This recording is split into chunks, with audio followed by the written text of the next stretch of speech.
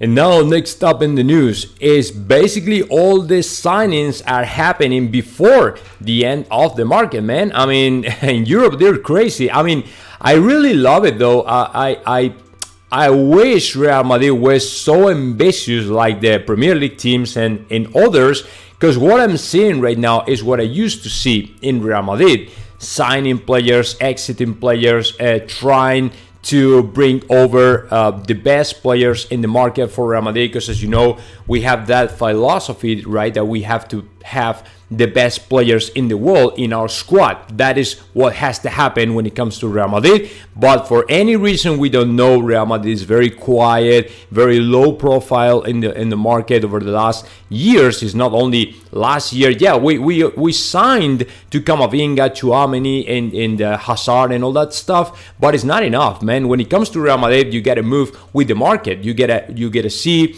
you gotta identify, you gotta figure it out. What is the best solution, the best player at the right moment, or the best player in that moment for Real Madrid? And that is something that is not happening, in my opinion, in this Real Madrid for any reason we don't know. Apparently, as you know, I've been talking to you about the different opinions that they have within Real Madrid. I mean, when I say different opinions, I'm talking about the Ancelotti staff on one side and the board members on the other side.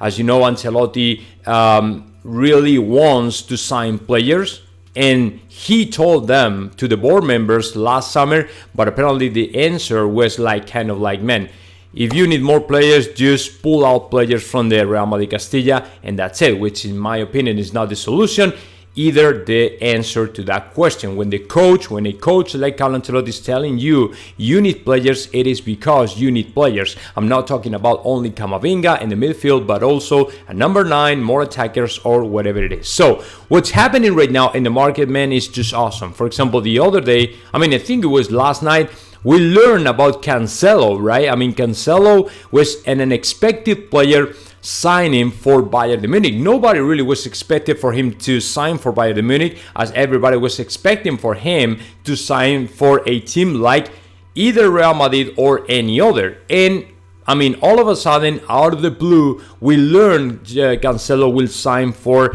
Bayern Munich. I don't know what the price was going to be. Apparently 70 million or something like that, and that'd be awesome. 70 million for this player is a very good deal, especially for Manchester City. And let's see what happens, man. But Cancelo is definitely a very, very good player, and it's very good for Bayern Munich to have a player like that. And it's not only him, but also Ziyech, for example, is about to leave Chelsea and join PSG, which is great. He's a very good player. However, he was not lucky. He wasn't lucky enough when he joined Chelsea. And in my opinion, the expectations is what I told you in the other video, guys. Sometimes you think a player who has had a very good season is a very good player, and it's not that way. The way is to see how many seasons he's been performing properly and okay and consistently, and then you can assess to the player based on his performances and background and stats and all that stuff. But it's okay. That happens, and Chelsea has had a lot of experience with this kind of situations, right? Over the last 3 years, 2 years, Chelsea and others. I cannot find the thing with Cancelo, man. I don't care, because as you know, Cancelo will join Bayern Munich. However, I'm finding a lot of news about Ziyech, which is great. And and the other thing is Enzo Fernandez, man. Cancelo will join Bayern Munich, just for you to know, and it's going to be great because nobody was expecting for him. And Joao Cancelo was a player attached to Real Madrid for quite long of time, okay? The next up is Enzo Fernandez. As you know, Enzo Fernandez was also linked to Real Madrid for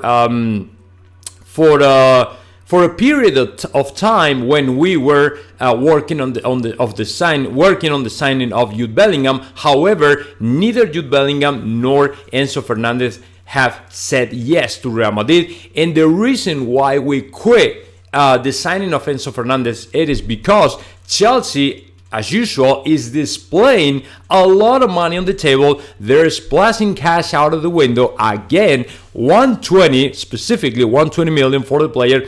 So that's why Real Madrid decided to quit, as the price is so high. I mean, Real Madrid will not pay beyond the 100 million euros, I mean, by any mean or circumstance. So that's why Enzo Fernandez will join Chelsea, and just because CJ apparently is moving out to Paris Saint-Germain. So that's why it's a very good player. I mean, very good signing by Chelsea. But my opinion is, I mean, this guy is great. He did a great World Cup. However, again, is not the kind of player I would sign. Why? Because this is the first year we've learned from Enzo Fernandez. Nobody knew Enzo Fernandez. I mean, I'm saying in the top level, right? Nobody knew about Enzo Fernandez last year. Nobody. So Bellingham, people really learned about Bellingham like 1 year and a half, right? Problem is, in the same team, Erling Haaland was playing, and the attention, the spotlight was all the time for Erling Haaland, not for Jude Bellingham, but he was there. Julian Brandt, for example, is another very good player, or Mukoko or Karim Adeyemi are great players in Borussia Dortmund as well. However, the spotlight was all the time for Erling Haaland, so that's why we didn't really hear about Jude Bellingham and nobody really paid attention to the player.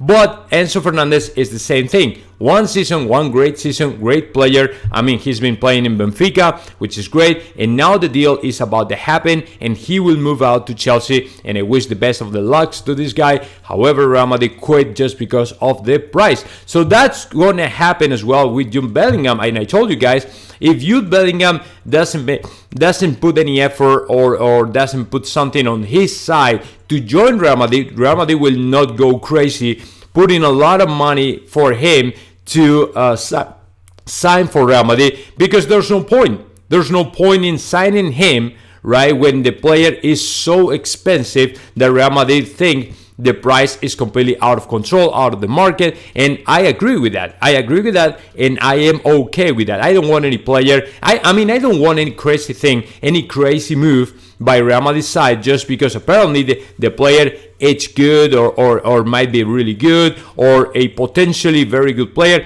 It's not just that. So I'm okay with that. I prefer to Real Madrid to stay calm, right? Stay, keeping the things cooled down, or cooling down the things, and that's it. I mean, we don't want any crazy stuff. We're not FC Barcelona, and we have to preserve our finances in the way we've been preserving it so far. So I'm okay with that. And and the last one is something that I told you guys. CJ will be moving out to PSG. I mean, as you see, PSG hasn't stopped all these signings and watching and scanning and monitoring the market just because they think they still really need players. CJ is a great player, of course. He's a player who can provide a bunch of stuff to PSG, which is great, of course. But how can that affect to PSG? I mean, let me tell you something. The other day, we learned PSG has already signed up to Skriniar. Skriniar was the player Mbappe was asking for last summer, which is good. Because Nasser Al-Khelaifi now apparently wants to fulfill the desires of Kylian Mbappe. How can that impact to the signing of Kylian Mbappe for Real Madrid? I don't know, but Nasser Al-Khelaifi is moving in that direction. I mean, he's moving towards the requests from Kylian Mbappe.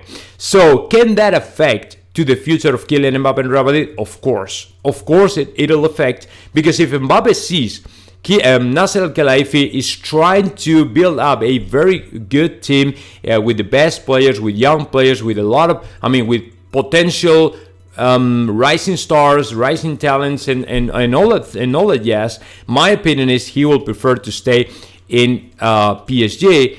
Because what he sees from the Real Madrid side is no move, no signings, no exits, no nothing. So right now, Real Madrid has to be more ambitious, right, and try to sign more players and try to become better and better and better. But it seems difficult in these days. So let's see what happens, because Ancelotti the other day said, no, there won't be more signings or exits in the January transfer market. So we will have to wait until summer to see what happens with all these things, you know. So let's see. Let's wait a little bit and let's see what happens, and let's see if we become more ambitious and we can sign more players, because in my opinion is the key, and that is the path we have to get back to as we used to be in the past.